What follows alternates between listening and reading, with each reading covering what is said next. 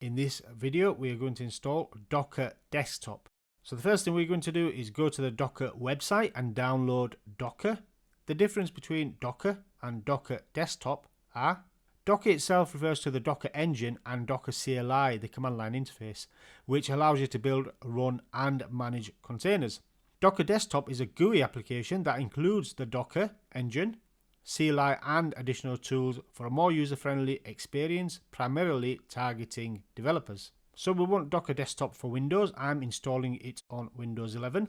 So if you Google Docker, then you go to the website, under products, we can see Docker Desktop. So let's choose the personal plan, which is free. The other ones you have to pay for. It requires you to sign in, so sign in with your email account. I forgot to sign in, so I'm going to sign in now. Now once signed in, it brings you to the Docker Desktop homepage, and from here you can download Docker Desktop. We can download Docker Desktop for Windows from here, but there's also Mac and Linux versions of it as well. And it brings us to this page, and this page is quite important, not only because you can download Docker Desktop from here, but you have to follow some steps, some prerequisites before you can install Docker Desktop. And these are here under System Requirements. The first one is to install WSL. WSL stands for Windows Subsystem for Linux.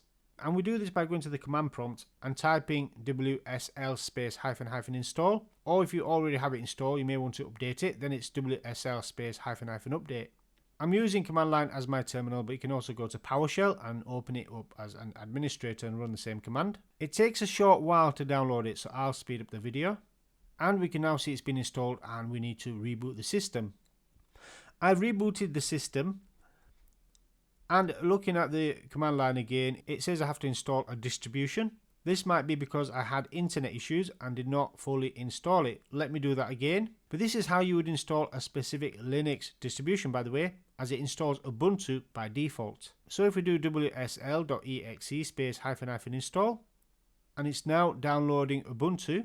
So now it says it's been installed, and I get the welcome to Windows Subsystem for Linux, where I can look at the documentation best practices and getting started with Linux. Next, we need to open up the run dialog, so search for run, and we need to type WinVer for Windows version, to confirm the Windows version we are on.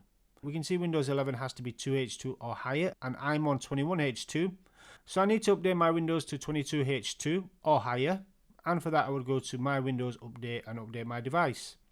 We can see it's trying to download 23H2, which is higher than 22H2, so we should be good to go after I install this update. Well, it says I'm up to date now, and now WinVer confirms I'm on 23H2. We can even go to 24H2, but we will leave it at 23H2. So the next thing I want to do is turn on WSL2. 2 stands for version 2 of the Windows Subsystem for Linux. So we need to turn on WSL2 feature on Windows. So for this we need to search for turn Windows feature on or off and go to the bottom of the dialog, and in here we need to turn on Windows Subsystem for Linux. And then another reboot required, so reboot the system. The next thing to note, you have to have a 64-bit processor and 4 GB of RAM. Most likely you will have these two if you're running Windows 11, by the way. So in system information, so for x64 we look into system information, and it gives us the type in there, and it gives us our RAM in there as well, our memory. Next we need to enable hardware virtualization in BIOS, or ensure it's turned on. Now if you don't have it turned on, you need to go to the BIOS. So you need to restart the machine, and it will say something like press enter to enter BIOS or press F2 to enter BIOS. Then you need to have a look at hardware virtualization in your BIOS and enable it. But hopefully you'll have it turned on. Most people seem to have it turned on, especially if it's quite a recent machine. But to check if it's turned on, you can go to the Task Manager and then CPU tab, and I can see virtualization is enabled for myself. If you search on Google for images and type virtualization in BIOS, I'm pretty sure you get a screenshot of what the virtualization setting looks like in BIOS. Maybe type your specific system as well, like Dell, HP, etc. So now all my prerequisites are done, we can install Docker. Now to install Docker for desktop, let's download the application from the top of the page, and once downloaded, let's run it. Now it says you must log out of Windows to complete the installation. So let's do that. And now I am back on Windows and Docker Desktop is asking me to accept terms. I'll skip signing in and click on student. I'm not a student actually, but let's leave it at student. And you can skip this or hit continue. And here we are on the Docker Desktop page. So we've installed Docker Desktop. So let's do a really quick high level overview of Docker. So Docker is an open source platform that helps developers build, test and deploy applications using containers. Docker packages applications code, dependencies and libraries into containers.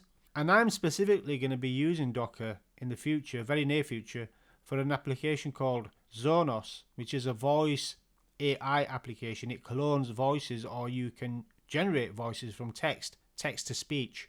So that can be containerized with Docker with just a few commands. So these containers are standardized units that contain everything the application needs to run. So you don't need to be fiddling around installing dependencies and so on. And this is why it's a popular application used to quickly deploy and scale applications in large environments. Or even if it's not a large environment, for example, the application I'm going to be running, Zonos, if you're doing it manually, there's a lot of things to do. But if you're doing it under Docker, there's only a couple of commands. The whole package is all there for you. You just click a couple of commands and it will go away and install Zonos. So that's the power of Docker. Now on the right you can learn more about Docker, and here is a simple container that containerizes a web application. The container is called Welcome to Docker, as we can see on the left, and we can run the web application. Congratulations, you ran your first container. And on the left you have containers. So this is an active instance of a Docker image, meaning it is actually running, executing the application defined in the image. So in our containers, we can see our container, Welcome to Docker, that's our first container. We can delete this, by the way, on the right hand side where you can see actions. You can stop, restart it and delete the container. Now the image tab, an image is like a snapshot of a specific environment containing all of the necessary files and configurations to run an application. It's created using a Docker file which outlines the steps to build the image, and you can create multiple containers from the same Docker image.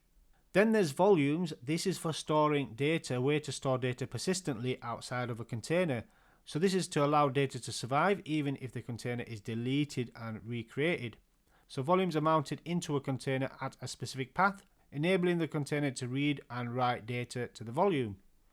Then there's builds. The build tab in Docker Desktop is a feature that helps you manage, monitor and optimize Docker image builds. And here you can see past builds and their details. You can track progress in real time while one of your containers is building. And it's good for debugging as well, as you can watch your application being built.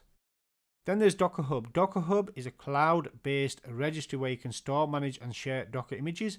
In Docker Desktop, it integrates directly, allowing you to pull push images and manage repositories easily. So you can download pre-built images, you can upload your own images for sharing, you can manage private and public repositories, and you can search for images inside Docker Desktop.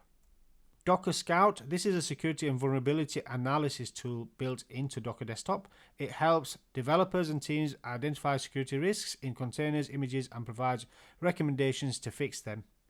And then there's extensions which allows you to extend Docker Desktop with additional tools and functionalities, which helps developers integrate third-party applications directly into container workflows. And that's it for this video. So that's how you install Docker Desktop, and that's a high-level overview of the product as well.